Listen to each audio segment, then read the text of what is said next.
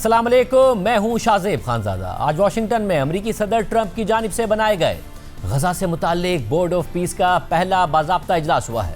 इजलास में पाकिस्तान की तरफ से वज़ीर आज़म शहबाज शरीफ ने शिरकत की। इसके अलावा सऊदी अरब, कतर, मुत्तहिदा अरब अमारात, इंडोनेशिया, इसराइल और तुर्की समेत तकरीबन 37 ममालिक के नुमाइंदों ने इस इजलास में शिरकत की। ताहम अक़वाम मुत्तहिदा की सिक्योरिटी काउंसिल के रुकन ममालिक फ्रांस, बरतानिया, रूस और चीन ने इस इजलास में शिरकत नहीं की, जबकि यूरोपीय यूनियन ने बोर्ड में निशिस्त लेने से ही इनकार कर दिया है। ताहम यूरोपीय कमीशन ने इजलास में बतौर मुबस्सिर शिरकत की है। बोर्ड ऑफ पीस के चेयरमैन अमरीकी सदर ट्रंप ने इजलास से खिताब करते हुए कहा कि मैं पाकिस्तान के वज़ीर आज़म शहबाज शरीफ को पसंद करता हूँ और पाकिस्तान के फील्ड मार्शल भी बहुत अच्छे आदमी हैं और वो एक सख्त फाइटर हैं। ट्रंप ने मजीद कहा कि एक दिन मैंने अखबार उठाया और देखा कि पाकिस्तान और भारत वाकई एक दूसरे के मुकाबले में पूरी शिद्दत से खड़े थे। फिर मैंने दोनों ममालिक के सरबराहान को फ़ोन किया और कहा कि अगर आप लड़ोगे तो मैं दोनों ममालिक पर 200% टैरिफ लगा दूंगा, जिसका मतलब ये होगा कि आप अमली तौर पर कोई कारोबार नहीं कर सकेंगे। इनमें से एक ने कहा कि नहीं, ये नहीं हो सकता। जब बात पैसे पर आई तो उन्होंने कहा कि हम लड़ना नहीं चाहते।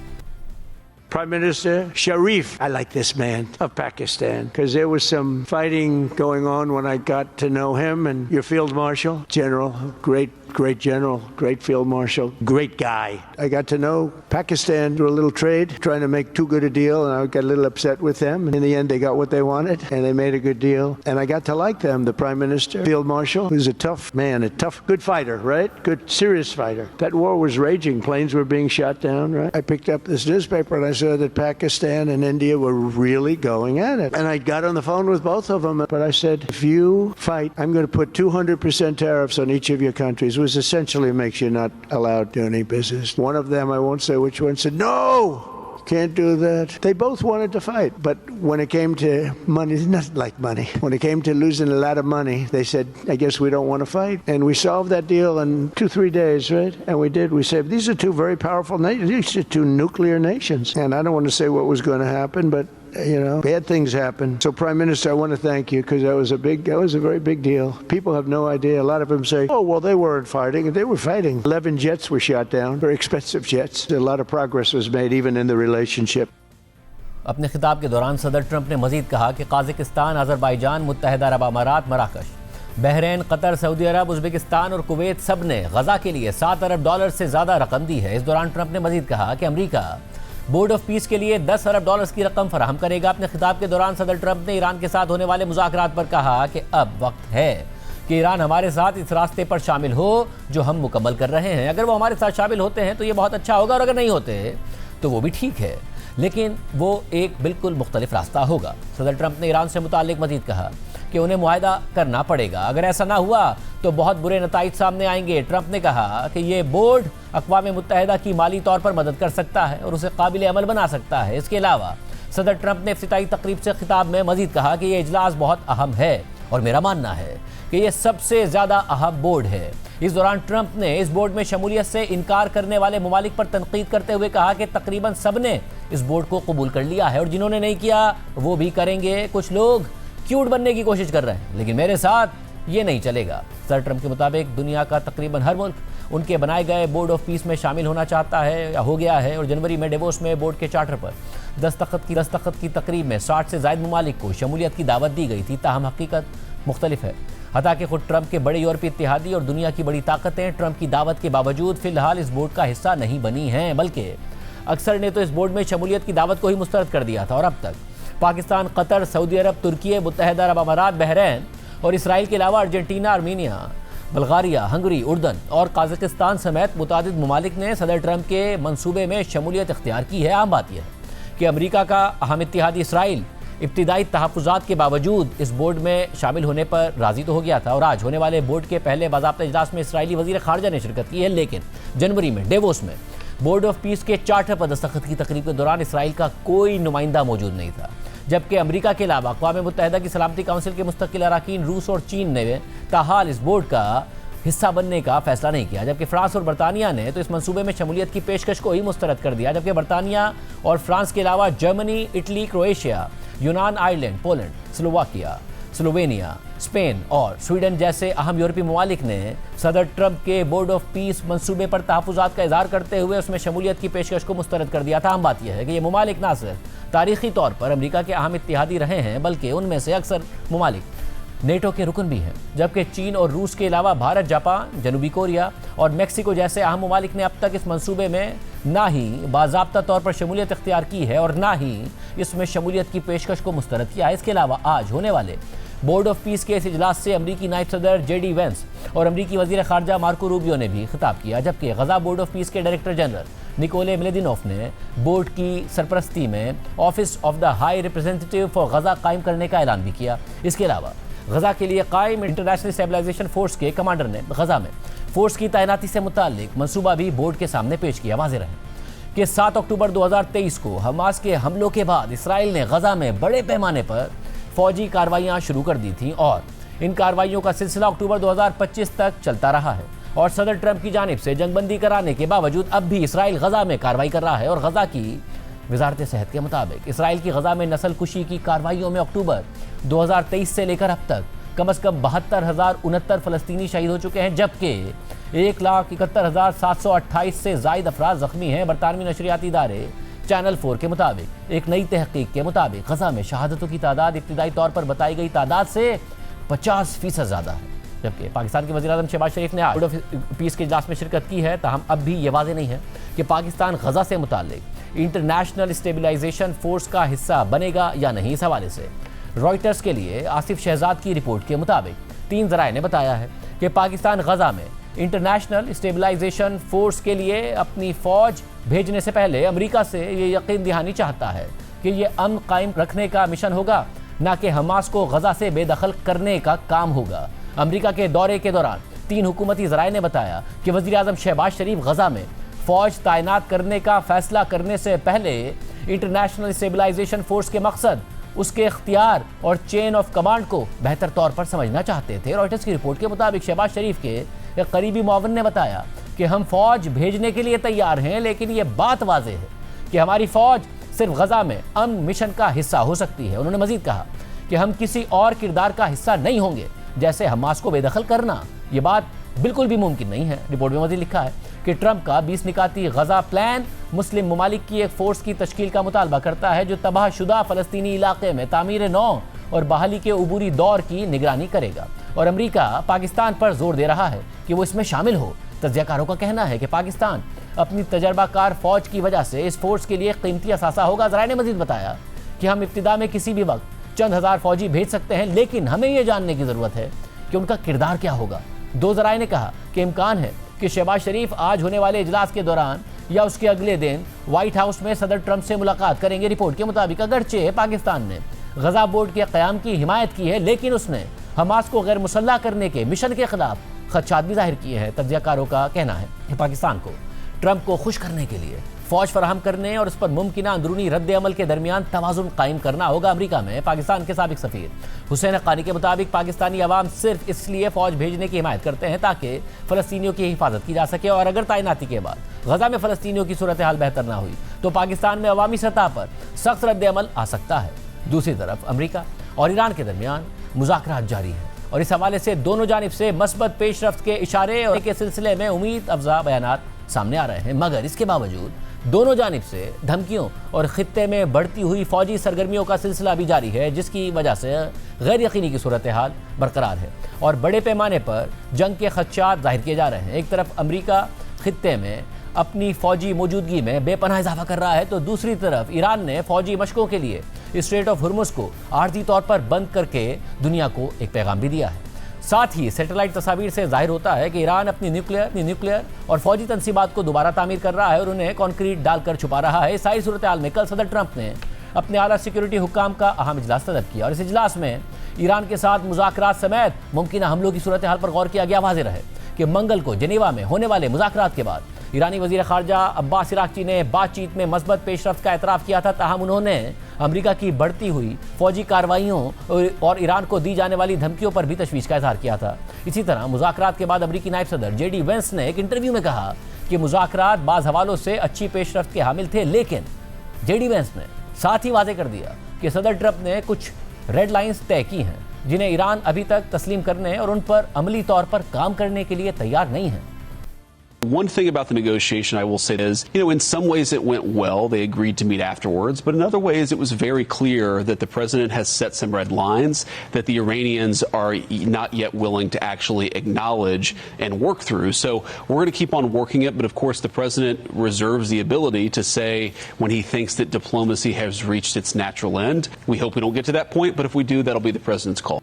अमरीकी हुकाम अब भी अपनी रेड लाइंस का हवाला दे रहे हैं, मगर मंगल को होने वाले इन मुज़ाकरात से पहले ईरान के सुप्रीम लीडर आयतुल्लाह खामनाई ने खबरदार किया था कि मुज़ाकरात के नताइज को पहले से ही डिक्टेट करना अहमकाना अमल है। अगर ऐसा होता है तो फिर मुज़ाकरात की कोई गुंजाइश ही नहीं रहती। درباره انرژی هسته‌ای شما با هم مذاکره کنیم و نتیجه مذاکره بشود این که شما این انرژی رو نداشته باشید. اگر مذاکره باید انجام بگیره واقعا جای مذاکره نیست. اگر بنا شد مذاکره انجام بگیره تعیین نتیجه مذاکره از قبل یه کار غلط و ابلهانه است. تو میگی بیا با هم حرف بزنیم درباره فلان موضوع به توافق برسیم. چرا نتیجه رو معین می‌کنی؟ باید حتما به این توافق برسیم. این ابلهانه است. این کار ابلهانه رو دارن انجام میدن رؤسای آمریکا و بعضی از سناتورها و رئیس جمهور و دیگران و دیگر. इस सूरत हाल में अमेरिका और ईरान दोनों ने जेनीवा में होने वाले मुज़ाकरात को मस्बत करार दिया है और सालिस मुल्क ओमान के वज़ीर ख़ारजा सैयद बदर ने भी बातचीत को तामीरी और मस्बत करार देते हुए कहा कि मुलाकातें एक तामीरी माहौल में हुई और दोनों फरीक़ों ने ख़त्मी मुआहदे के लिए मुतादिद बुनियादी उसूलों की वजाहत करने की संजीदा कोशिशें की हैं। ताहम मुज़ाकरात के हतमी नताइज के लिए ईरान के सुप्रीम लीडर आयतुल्लाह खामनाई की मंजूरी ज़रूरी है। इस हवाले से मुज़ाकरात के बाद ईरान के सदर मसूद पेज़ेश्कियान ने वाज़ेह किया कि यह बातचीत सुप्रीम लीडर मुकम्मल निगरानी के साथ जारी है। ईरानी खबर रसाई इदारे प्रेस टीवी के मुताबिक मंगल को तेहरान में उलमा के एक गिरोह से मुलाकात के दौरान मसूद पेज़ेश्कियान ने कहा कि ये मुज़ाकरात सुप्रीम लीडर की मुकम्मल निगरानी में और उनकी इजाज़त से अंजाम दिए जा रहे हैं। मसूद पेज़ेश्कियान ने मज़ीद कहा कि हमारा मकसद मसाइल को हल करना है, ना कि महज बातचीत बराए बातचीत का हिस्सा बनना। हम ठोस नताइज के हुसूल के लिए संजीदगी से कोशिश कर रहे हैं और उम्मीद करते हैं कि ये अमली नताइज के साथ ख़त्म होगा। अहम बात यह है कि अमेरिका इस वक्त खित्ते में अपनी फ़ौजी मौजूदगी में बेपनाह इजाफा कर रहा है और एक बहुत बड़ा बहरी बेड़ा मशरिक़ वस्ता में पहुँच चुका है, जबकि मज़ीद फ़ौजी वसाइल भी रास्ते में हैं। ऐसे में मंगल को गैर मामूली तौर पर ईरान ने भी दुनिया भर की तिजारत और तवानाई की तरसील के लिए इंतहाई अहम स्ट्रेट ऑफ हुर्मुज़ को आर्जी तौर पर बंद करके उसके करीब बड़े पैमाने पर फ़ौजी मशक़ें की हैं और इन फ़ौजी मशक़ों को ईरान की तरफ से एक इशारा समझा जा रहा है कि अगर अमेरिका उस पर हमले की धमकियों पर अमल करने की कोशिश करता है तो उसके आलमी मईशत पर मुमकिन असरात पड़ सकते हैं। जबकि आज ईरान और रूस ने सी ऑफ ओमान में मुश्तरका बहरी मशक़ें भी की। ईरानी मीडिया के मुताबिक इन मशक़ों का मकसद सी ऑफ ओमान और इंडियन ओशन के शुमाली हिस्से में सिक्योरिटी और पायदार समंदरी ताउन को बेहतर बनाना है। इससे पहले ईरान की सरकारी खबर रसाई एजेंसी इरना ने एक रूसी सदारती ओहदेदार का हवाला देते हुए दावा किया था कि चीन के बहरी जंगी जहाज स्ट्रेट ऑफ हुर्मुज़ में रूस और ईरान के साथ 3 मुल्क की सालाना मेरीटाइम सिक्योरिटी बेल्ट मशक़ों में हिस्सा लेंगे। सारी सूरत हाल में ईरान फ़ौजी मशक़ों के ज़रिए बज़ाहिर मुमकिना अमरीकी हमलों की सूरत में अपनी ताकत का इजहार कर रहा है, मगर अमरीका ने किसी भी मुमकिना ईरानी रद्द-ए-अमल के लिए पहले से ही इंतहाई बड़े पैमाने पर तैयारियों का आगाज़ कर दिया है और ख़ित्ते में इंतहाई वसी पैमाने पर अमरीकी फ़ौजी साजो सामान पहुँच चुका है। और इस वक्त ख़ित्ते में सदर ट्रंप का ताकतवर बहरी बेड़ा अब 2 तैयारा बरदार बहरी जहाज़ों, 1 दर्जन वॉरशिप्स, सैकड़ों लड़ाका तैयारों और मुतादिद फ़िज़ाई दिफाई निज़ामों पर मुश्तमिल हो चुका है। और रिपोर्ट्स के मुताबिक 250 से ज़ायद अमरीकी फ़ौजी कार्गो परवाज़ें, असलहा और गोला बारूद मशरिक़ वस्ता मुंतकिल कर चुकी हैं। ख़ित्ते में अमरीका की फ़ौजी सरगर्मियों से मुतालिक CNN की रिपोर्ट देखिए। A massive U.S. military buildup is underway right here in the Middle East. मशरिक़ वस्ता में वसी अमरीकी फ़ौजी तैयारियों का सिलसिला जारी है। अगरचे अमरीका और ईरान दोबारा मुज़ाकरात की मेज़ पर हैं, मगर ये बात वाज़ेह है कि अमरीका मुमकिना फ़ौजी कार्रवाई की तैयारी कर रहा है। CNN के फ़्लाइट डेटा के जायज़े के मुताबिक गुज़श्ता 1 माह के दौरान 250 से ज़ायद अमरीकी फ़ौजी कार्गो तैयारे ख़ित्ते में उतर चुके हैं, जिससे फ़ौजी सरगर्मी में नुमाया इजाफा ज़ाहिर होता है। और इस बात का इंदिया मिलता है कि बाज़ परवाज़ें ईरान के ख़िलाफ़ मुमकिना ऑपरेशन की तैयारी से मुताल्लिक हैं। इनमें यूरोप में अमरीकी अड्डों के लिए परवाजें भी शामिल हैं, जो रिवायती तौर पर मशरिक़ वस्ता में अमरीकी फ़ौजी कार्रवाइयों की मुआवनत करते आए हैं। ये परवाजें कार्गो तैयारों की हैं, जो एहलकारों, गाड़ियों और भारी आलात जैसे फ़िज़ाई दिफाई निज़ाम ले जा सकते हैं, जिन्हें अमरीका मशरिक़ वस्ता में तैनात कर रहा है। सैटेलाइट तस्वीर भी खित्ते में अमरीका की मजबूत फौजी मौजूदगी की अक्कासी कर रही हैं। ये कतर में अल-उदैद एयरबेस है, जो मशरिक़ वस्ता में अमरीका का सबसे बड़ा अड्डा है। एक माह पहले यहाँ 16 तैयारे मौजूद थे, जबकि चंद हफ्तों बाद ये तादाद बढ़कर 29 तैयारों तक पहुँच गई, जिनमें 7 C-17 कार्गो तैयारे और 17 KC-135 टैंकर शामिल हैं। ये टैंकर तैयारों को फ़ज़ा में ईंधन फराहम करने के लिए इस्तेमाल होते हैं, जो ईरान पर किसी भी फ़ज़ाई हमले के लिए नहायत अहम हैं। उर्दून के इस एयरबेस में भी हाल ही में 12 F-15 लड़ाका तैयारे सैटेलाइट तस्वीर में देखे गए हैं। इसके अलावा कतर के इस बड़े अमरीकी एयरबेस में पैट्रियट एयर डिफेंस सिस्टम की तैनाती भी देखी गई है, जो ईरानी हमलों की सूरत में अमरीकी फौजी असासों की हिफाजत के लिए अहम हैं। अमरीका के पास खित्ते में काफ़ी बहरी असासे भी मौजूद हैं। गुज़श्ता माह एक अमरीकी तैयारा बरदार जहाज़ और 3 जंगी जहाज़ मशरिक़ वस्ता पहुँचे, जबकि एक और तैयारा बरदार जहाज़ अपने स्ट्राइक यूनिट के साथ रास्ते में है। लेकिन ये सब कुछ सिर्फ अवामी मालूमात से पता चला है। पिछली बार जब अमरीका ने जून में ईरान पर हमला किया, तब भी यूरोप और मशरिक़ वस्ता में बड़ी फौजी तैयारी देखी गई थी। लेकिन पेंटागन के मुताबिक सबसे बड़ा हमला 7 B-2 स्टेल्थ बमबारों ने किया, जो अमरीका से बिला रोक टोक ईरान तक पहुंचे। इस सारी सूरत हाल में कल अमरीकी सदर ट्रंप ने ईरान से मुताल्लिक मामलात का जायजा लेने के लिए अपने आला सिक्योरिटी हुक्काम का इजलास तलब किया। इस हवाले से अमरीकी नशरियाती इदारे CBS न्यूज़ ने लिखा है कि एक अमरीकी ओहदेदार और एक सीनियर फौजी एहलकार के मुताबिक बुध को व्हाइट हाउस के सिचुएशन रूम में ईरान से मुताल्लिक गुफ्तगू हुई। ज़राए के मुताबिक सदर ट्रंप को उनके टॉप सिक्योरिटी ऑफिशियल्स ने बताया है कि अमरीकी फ़ौज इस हफ्ते ईरान पर मुमकिना हमलों के लिए तैयार है, लेकिन किसी कार्रवाई का वक्त मुमकिना तौर पर उससे आगे बढ़ सकता है। ताहम सदर ट्रंप ने अभी तक यह फैसला नहीं किया कि हमला करना है या नहीं। मुतादिद अमरीकी ओहदेदारों के मुताबिक अगले 3 दिनों के दौरान पेंटागन कुछ अमले को आर्जी तौर पर मशरिक़ वस्ता से हटा रहा है, ताकि किसी मुमकिना कार्रवाई या ईरान की मुमकिना जवाबी कार्रवाई के लिए तैयारी की जा सके। एक ओहदेदार ने बताया कि यह पेंटागन की मामूल की कार्रवाई है और मुमकिना अमरीकी फौजी सरगर्मी से पहले वसाइल और अमले को मुंतकिल किया जाता है, और इसका मतलब ये नहीं है कि ईरान पर हमला फौरी तौर पर होने वाला है। जबकि अमरीकी न्यूज़ वेबसाइट एक्सियोस ने ट्रंप की सिक्योरिटी हुक्काम से होने वाली इस मीटिंग से मुताल्लिक लिखा है कि 2 अमरीकी ओहदेदारों ने बताया है कि इस इजलास में सदर ट्रंप को जेनीवा में होने वाले जौहरी मुज़ाकरात के बारे में ब्रीफिंग दी गई और आइंदा इक़दामात पर गौर किया गया। व्हाइट हाउस की तर्जुमान कैरोलाइन लेविट ने बुध को सहाफ़ियों को बताया कि ईरान पर हमले के हक में कई दलाइल दिए जा सकते हैं, मगर उन्होंने मजीद कहा कि ट्रंप सिफारतकारी को तरजीह देते हैं और जोर दिया कि ईरान के लिए मुआहदा करना समझदारी होगी। ज़राए के मुताबिक सदर ट्रंप के दामाद जेरेड कुशनर और उनके खुसूसी नुमाइंदे स्टीव विटकॉफ समेत वज़ीर ख़ारजा मार्को रूबियो और दीगर सीनियर ओहदेदार इस मीटिंग में शरीक थे। ये बात इसलिए अहम है क्योंकि ट्रंप इंतज़ामिया मशरिक़ वस्ता में एक बड़ी जंग के उससे कहीं ज़्यादा करीब है, जितना ज़्यादातर अमरीकी समझते हैं, और ये जंग बहुत जल्द शुरू हो सकती है। और ज़राए के मुताबिक ईरान में अमरीकी फ़ौजी कार्रवाई मुमकिना तौर पर एक वसी कई हफ्तों पर मुश्तमिल मुहिम होगी, जो गुज़िश्ता माह वेनेज़ुएला में की गई महदूद नौइयत की कार्रवाई के मुकाबले में एक मुकम्मल जंग जैसी होगी, और ऐसी जंग पूरे खित्ते पर ड्रामाई असरात मुरतब करेगी और उसके सदर ट्रंप की सदारत के बाकी 3 बरसों पर भी असरात पड़ेंगे। जबकि अमरीकी कांग्रेस और अवाम की तवज्जो दीगर उमूर पर है और अवामी सतह पर इस मामले पर कम ही बहस हो रही है, जो मुमकिना तौर पर कम अज़ कम एक दहाई में मशरिक़ वस्ता में अमरीका की सबसे अहम फौजी मुदाखलत हो सकती है। और ज़राए के मुताबिक जंग तवक्को से कहीं जल्द और कहीं ज़्यादा वसी पैमाने पर शुरू हो सकती है। ट्रंप की फौजी क़ुव्वत और बयानिए की शिद्दत उनके लिए ईरान से जौहरी प्रोग्राम पर बड़ी रियायतों के बगैर पीछे हटना मुश्किल बना देती है। ये ट्रंप की फितरत में नहीं है और उनके मुशीर इस तमाम हार्डवेयर की तैनाती को सिर्फ धोखा नहीं समझते। ट्रंप कुछ भी कर सकते हैं, लेकिन तमाम इशारे यही बताते हैं कि अगर मुज़ाकरात नाकाम हुए तो वो कार्रवाई करने से नहीं रुकेंगे। इस सारी सूरत हाल में 2 इसराइली ओहदेदारों के मुताबिक इसराइली हुकूमत चंद दिनों में मुमकिना जंग के मंजरनामे की तैयारी कर रही है। ताहम कुछ अमरीकी ज़राए का कहना है कि अमरीका को मजीद वक्त दरकार हो सकता है।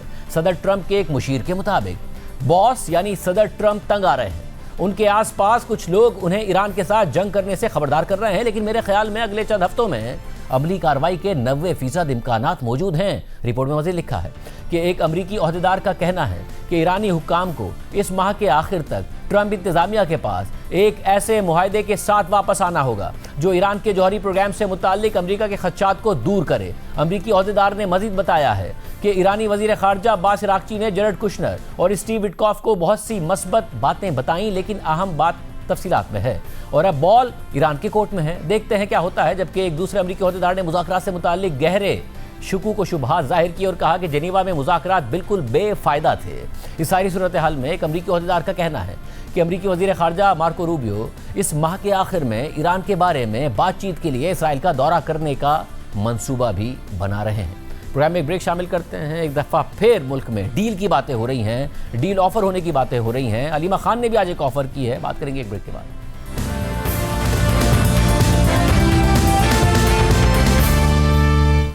मुल्क की सियासत में एक बार फिर डील की बातें हो रही हैं। आज इमरान खान की बहन अलीमा खान ने भी डील की पेशकश की है। अलीमा खान ने इंसदाद दहशतगर्दी की अदालत के बाहर गुफ्तगू करते हुए कहा कि आप मुलाकात ना करवाएं, इमरान खान का इलाज करवाएं। मैं ये डील ऑफर करती हूँ कि मैं फील्ड मार्शल का नाम नहीं लूँगी। हम इमरान खान को शिफा इंटरनेशनल मुंतकिल करके फैमिली और डॉक्टर्स की मौजूदगी में उनकी आँख बचाने की कोशिश करना चाहते हैं। इससे पहले भी एक दफ़ा अलीमा खान ने गुज़िश्ता साल ये कहा था कि हमसे डरे नहीं, हमारे साथ बैठें और बताएं कि आपको हमारे भाई से क्या चाहिए, वो क्या चीज़ छोड़े तो आप इमरान खान को रिहा करेंगे। इसके अलावा डील से मुतालिक वज़ीर आज़म के मुशीर राना सनाउल्लाह के बयान पर तनाज़ा खड़ा हो गया है। सेनेटर राना सनाउल्लाह ने सहाफ़ी नईम अशरफ भट्ट को इंटरव्यू में कहा कि इमरान खान को 2 मरतबा संजीदा ऑफर्स की गई, लेकिन वो डील पर तैयार नहीं और जो शराइत हैं उनको मौजूदा हुकूमत पूरा नहीं कर सकती। मगर वफाकी वज़ीर इत्तलात अता तारड़ ने इमरान खान की डील के हवाले से खबरों की सख्ती से तरदीद की। तारड़ ने एक पोस्ट में लिखा कि इमरान खान के हवाले से ना कोई डील है और ना ही कोई ढील है। इमरान खान को किसी भी किस्म की रियायत का तासुर देना बिल्कुल गलत है। इमरान खान अदालतों से सज़ा याफ्ता मुजरिम हैं और रियायत के हवाले से खबरें बेबुनियाद हैं। इन खबरों में कोई हकीकत नहीं। साथ ही इस्टेब्लिशमेंट के करीब समझे जाने वाले सेनेटर फैसल वाउडा ने एक पोस्ट में लिखा कि मेरे दोस्त राना सनाउल्लाह साहब, आपने कहा बानी पीटीआई को 2 दफ़ा डील ऑफर की लेकिन वो नहीं माने। पहले तो बताएं कब, कहाँ और कैसे। या ये वो डील है जिसका सिर्फ आप लोगों के तस्वुरात और आपको ही पता है। मैं समझता हूँ कि आप लोग खुशकिस्मत हैं कि उसने बकौल आपके डील नहीं मानी। अगर बानी पीटीआई ये मुबैना डील कबूल कर लेते तो आपको पता है फिर उसने तो सियासतदानों के पीछे आना ही आना है और आप लोगों को छोड़ना भी नहीं है। फिर सियासतदानों ने कहाँ जाना है ये मुझे भी नहीं पता, क्योंकि किसी और के पीछे ना बानी जाएगा ना जा सकता है और ना ही किसी और में हिम्मत और जुर्रत है। राना साहब, हवा में सियासी तीर ना चलाएं। सियासी बारीक वारदातें अब पुरानी हो गई, कुछ नया सोचें। मैंने आप लोगों से कहा था कि इंसान की आदत बदली जा सकती है, फितरत नहीं। रमज़ान मुबारक एंड गुड लक। यानी वाज़ेह नज़र आ रहा है कि इस्टेब्लिशमेंट राना सनाउल्लाह के बयान से खुश नहीं है और राना सनाउल्लाह से ही पूछेंगे कि इस बयान का क्या पस मंज़र है। इस वक्त सूरत हाल ये है कि हुकूमत ने रमज़ान में भी इमरान खान की मुलाकातों पर पाबंदी का इशारा दे दिया है। वज़ीर आला खैबर पख्तूनख्वा सुहेल आफरीदी ने इमरान खान रिहाई फोर्स बनाने का ऐलान किया और कहा कि लगता है कि घी सीधी उंगली से नहीं निकलेगा, उंगली टेढ़ी करनी पड़ेगी। वज़ीर आला के इस बयान पर वज़ीर आज़म के मुशीर बराए सियासी उमूर सेनेटर राना सनाउल्लाह ने कल न्यूज़ के प्रोग्राम कैपिटल टॉक में कहा कि ये कुछ नहीं करना चाहते, इस काबिल भी नहीं कि कुछ कर सकें। अगर उंगली टेढ़ी हुई तो वो टूट जाएगी और ये इमरान खान के खिलाफ साजिश है। अब इन्होंने ईद के बाद का चैलेंज दिया है ताकि रमज़ान में भी कोई मुलाकात ना हो। इस सारी सूरत पर बात करेंगे। हमारे साथ राना सनाउल्लाह साहब मौजूद हैं। राना साहब, बहुत शुक्रिया हमें शो में ज्वाइन करने के लिए। राना साहब, आपने कहा कि बात टू द पॉइंट होनी चाहिए। इमरान खान किसी डील के लिए तैयार नहीं है। इस बारे में 2 बड़ी संजीदा एफर्ट्स हुई। ना सिर्फ वो डील के लिए तैयार नहीं है बल्कि वो इसकी शराइत हैं वो शराइत को मौजूदा हुकूमत पूरा नहीं कर सकती। नाउ अता तारड़ कह रहे हैं ना कोई डील ना ढील, आपके बयान को मुस्तरद कर रहे हैं। और फैसल वाउडा ने तो बहुत सख्त बयान दिया है और फैसल वाउडा इस्टेब्लिशमेंट के करीब समझे जाते हैं। उन्होंने कहा कि राना साहब हवा में सियासी तीर ना चलाएं। तो राना साहब, इस्टेब्लिशमेंट तो वाज़ेह तौर पर खुश नहीं है आपके बयान से। नहीं, इसमें बयान से खुश होने या ना खुश होने की बात नहीं है। ये जो मैंने बयान दिया है उसको अगर पूरे बयान को, उसके एक फिक्रे को नहीं, पूरे बयान को देखें तो उसमें बिल्कुल मैंने वाज़ेह तौर पे कहा है कि कोई इमरान खान से, जब मैंने ये कहा कि उसकी शर्त ये है कि आप इधर आ जाएं और मैं उधर आ जाऊं जहां पे आप हैं, तो आप मुझे बताएं कि इस तरह की कोई डील हो सकती है। कोई डील की बात गवर्नमेंट की इमरान खान से ना हुई है ना होगी और इस्टेब्लिशमेंट तो मैंने तो कभी ना उसको डील ऑफर की है और ना वो कभी करेगी। हाँ, 24 नवंबर को जब उन्होंने इस्लामाबाद का घेराव किया उस वक्त एक बात हुई थी, लेकिन उस बात के ऊपर वो एग्री नहीं हुए मतलब वो अभी क्या भी बात अब थी? ये मुलाकातों का जो बहरान है, इस बहरान में भी उनको कहा गया है, उनकी जो सेकंड दर्जे की लीडरशिप हमें मिलती है, हमने उनको बारहा समझाया है कि अगर आप मुलाकातों को अपना रियासत के खिलाफ बयानिया, अदारों के खिलाफ जो है वो बिलो दी बेल्ट गुफ्तगू और ये प्रेस कॉन्फ्रेंस जेल के बाद और ट्वीट आप इसके लिए इस्तेमाल ना करें तो आपकी मुलाकातों का कोई मसला ही नहीं है, ये मुलाकातें जो है वो हो सकती हैं।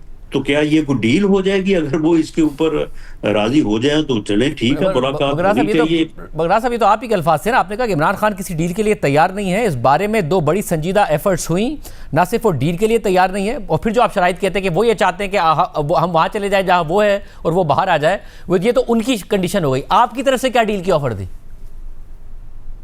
हमारी तरफ से जो है वो डील की ऑफर जो है वो बड़ी वाज़ेह और ओपन है, और मियां शहबाज शरीफ साहब ने बतौर वज़ीर-ए-आज़म पाकिस्तान कहा है कि आए मीसाक के इस्तेहकाम पाकिस्तान करें।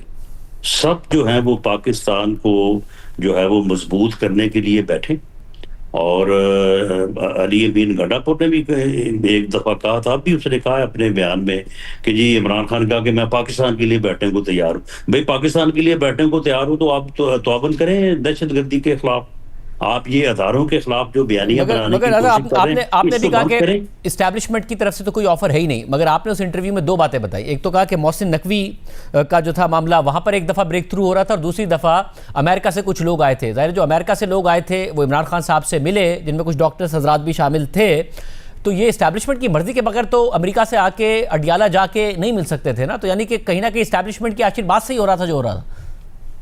नहीं देखें, जो 24 नवंबर का मामला है उस वक्त जो है वो ये सीरियस एंगेजमेंट हुई थी, और इसमें मोहसिन नकवी साहब ने उनको कहा था, और हमने भी जो इनकी सेकंड दर्जे की लीडरशिप, उसमें असद कैसर साहब थे, उसमें आमर डोगर साहब थे, उसमें इंतखाब गौर साहब थे, तो हमने इनको कहा था कि आप जो है ये इस्लामाबाद के घराव की बात को जो है वो वापस लें और संजानी जाके बैठे, और वहां पे ठीक है, बात जो है उसको आगे जो है वो चलाया जा सकता है या आगे बात की जा सकती है, लेकिन वो हट दर्मी और जिद के जिस दर्जे पे फायज हैं वो किसी बात को करने को तैयार ही नहीं है। मगर साहब, ये जो बाहर से लोग आए थे, ये अगर मिले इमरान खान साहब से, और आपने कहा कि आपकी इन्फॉर्मेशन के मुताबिक इमरान खान साहब उनके साथ पहले राजी हो गए थे, फिर इस बात पर पीछे हट गए, किस बात पर राजी हो गए थे जिससे पीछे हट गए?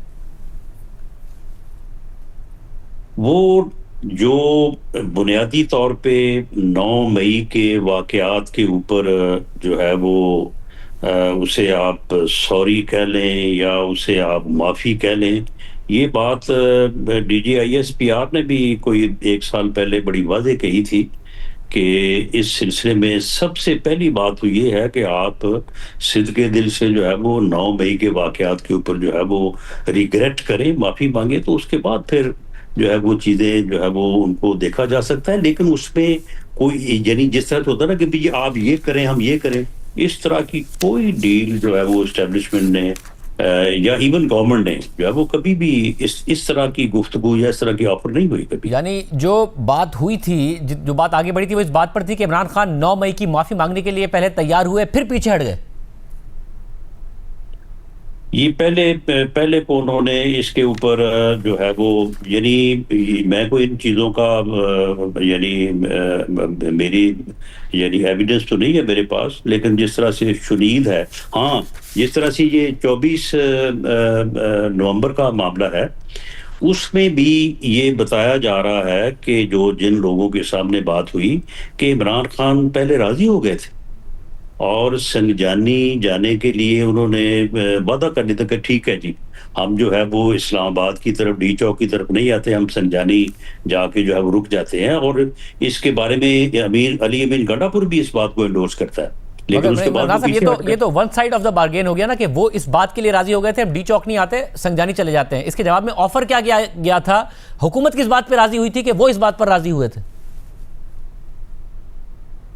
हुकूमत तो देखें, मामला ये है कि अब आप तो मुझे बताएं कि वो इस यानी रेड जोन में आना चाहते थे, और रेड जोन में आके वो कह रहे थे कि जी हम पुरअमन एहतजाज कर रहे हैं, हमारे पुरअमन मुतालबात हैं, हमारे ऊपर जो है वो इनके ऊपर बात की जाए।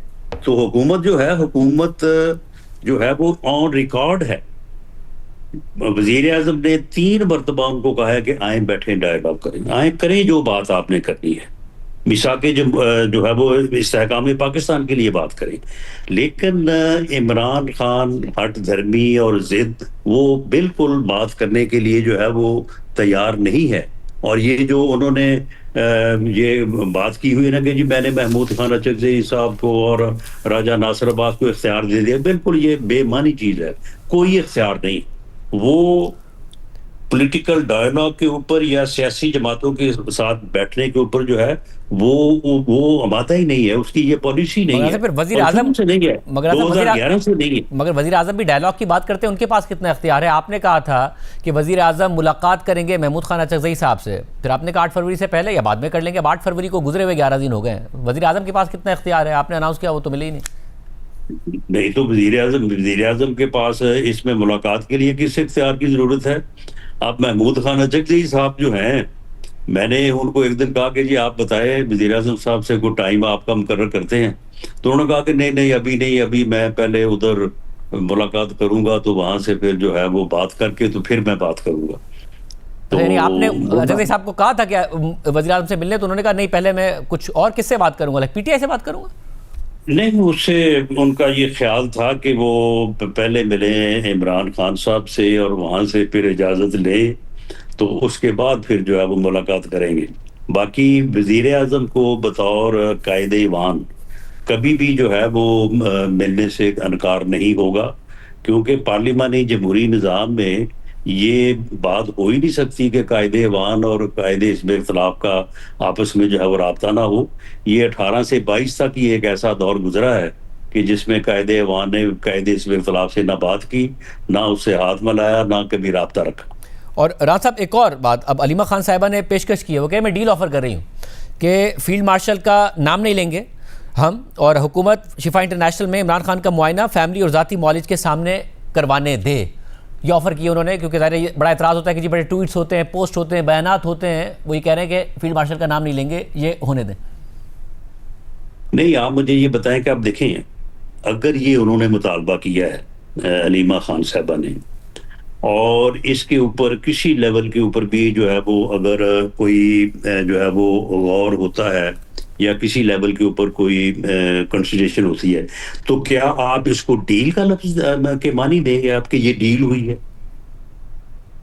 अपनी तरफ से तो वो यही कह रही है कि मैं डील ऑफर करती हूँ। नहीं, ये किस बात की डील है? उनका बेहतरीन इलाज जो है वो हो रहा है, और उस इलाज में अगर डॉक्टर्स ने रिकमेंड किया या उसमें जरूरी हुआ तो शफा या कोई भी हॉस्पिटल है, बिल्कुल उनको उनका इलाज हो सकता है और होना चाहिए। इस बारे में गवर्नमेंट की बड़ी जो है वो वाज़ेह पॉलिसी है। हम उस इलाज में इससे पहले भी उनके इलाज में कोई कसर उठा नहीं रखी गई। जो इलाज उनको यानी होना चाहिए था उसके मुताबिक हुआ है, बर वक्त हुआ है, उसमें कोई डिले नहीं हुआ। तो राज साहब, क्योंकि अब उनका धरना और एहतजाज फेल हो गया, तो इसलिए अब हुकूमत अंडर प्रेशर नहीं है, इसलिए कतई तौर पर नहीं मानेगी। अब हुकूमत कंसीडर कर सकती है फैमिली का मौजूद होना, जाती मौलिज को रसाई देना। नहीं, देखें, कंसिडर करने या ना करने की बात तो मेरा नहीं ख्याल कि ये मुनासिब हो कि ये जो है वो की जाए। लेकिन आप मुझे बताएं कि ये धरना और ये पहिया जाम की हड़ताल जो है, इनके जो भी लोग हमारे साथ राब्ते में पार्लियामेंट में मिलते रहते हैं, उन सबको कई बार कहा कि ये आपका टोटल फेलियर होगा, तो आप इससे आपको और नुकसान होगा, तो आप इसको वापस ले लें। तो उस वक्त वो उनकी हवाई और थी, वो कहते थे कि हमने हर शय जो है जाम कर देनी है। तो अगर ये उनको ऑफर की तो कोई ऐसा तो नहीं था भी ये को उनको डील ऑफर कर दी। ये एक मामला है कि आप इन चीजों को में वक्त ना जाया करें और मुल्क को, सियासत को डिस्टेबल ना करें। अब आप मुझे बताएं कि ये इन्होंने जो फोर्स अनाउंस कर दी है, ये इससे क्या फर्क पड़ेगा? यानी ये पहिया जैम हड़ताल की काल से या धरनों से भी ज्यादा बड़ी नाकामी होगी। लेकिन उन्होंने कह दिया है कि जी ईद के बाद हम ये फोर्स अब तैयार कर रहे हैं और उसके बाद फिर पता नहीं इस फोर्स से किस तरफ जो है वो हमलावर होंगे। बहुत शुक्रिया रसला साहब की गुफ्तगू आपने कह रही है कि नाकाम होगी। खुद तहरीक इंसाफ के अंदर से तनकीद भी हो रही है कि क्या ट्रक की बत्ती के पीछे लगाया गया है। ये इमरान खान रिहाई फोर्स का ऐलान करके प्रोग्राम में एक ब्रेक शामिल करते हैं।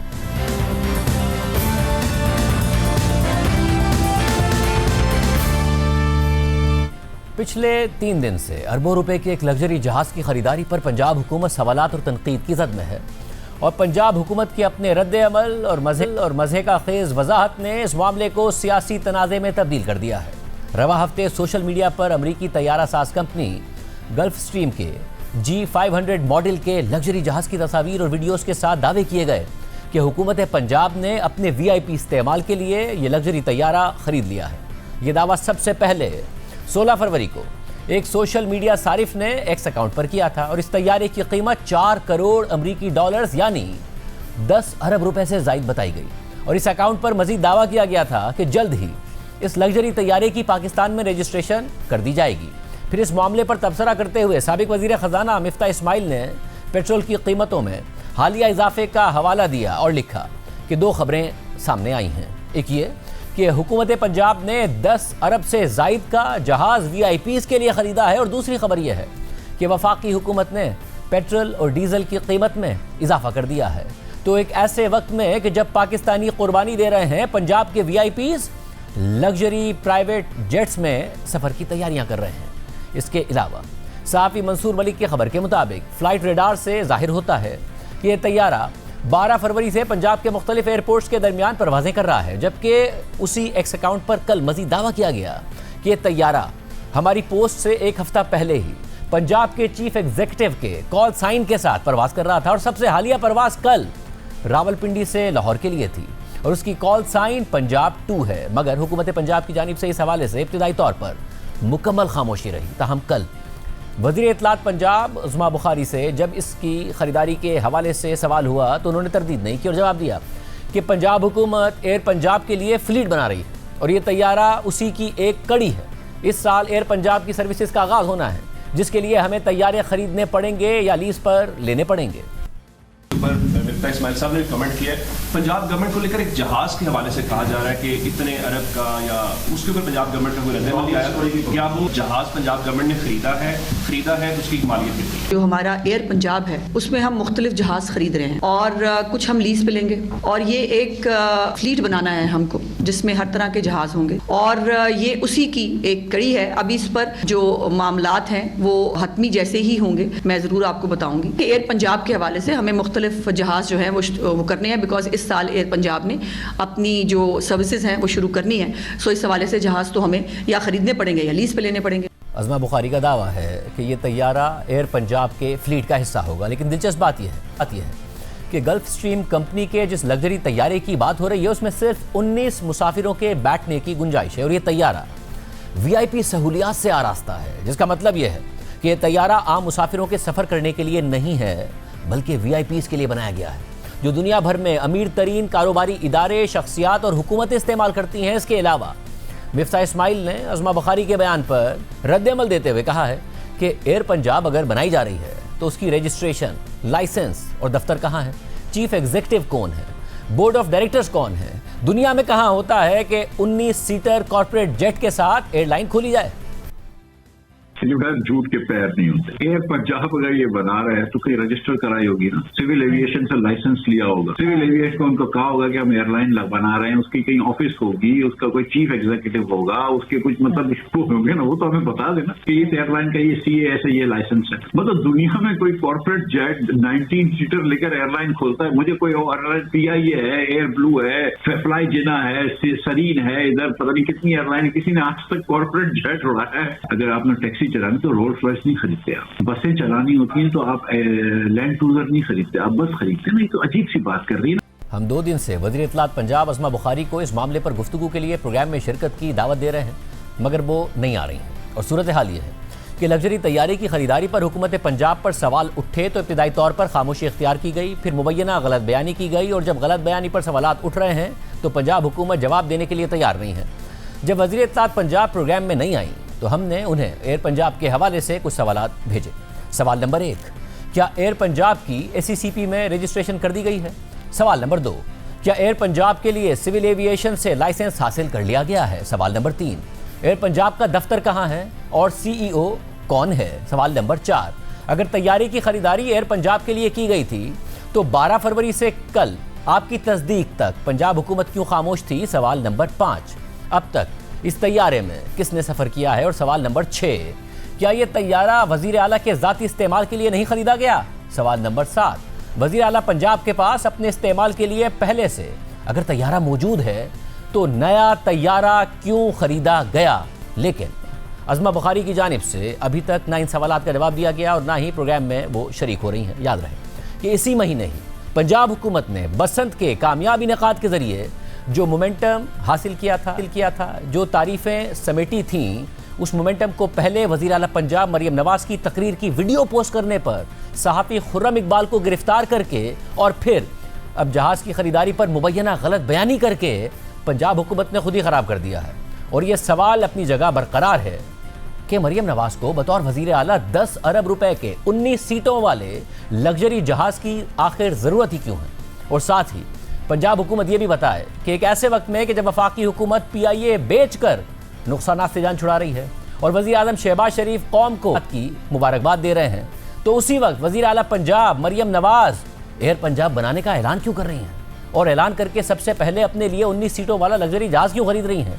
यानी अभी तक एयर पंजाब का वजूद है कागज़ों पर, 19 सीटों वाला लग्जरी तैयारा खड़ा है लाहौर एयरपोर्ट पर और उसमें कर रही हैं वज़ीर आला सफ़र। इजाज़त दीजिए, अल्लाह हाफ़िज़।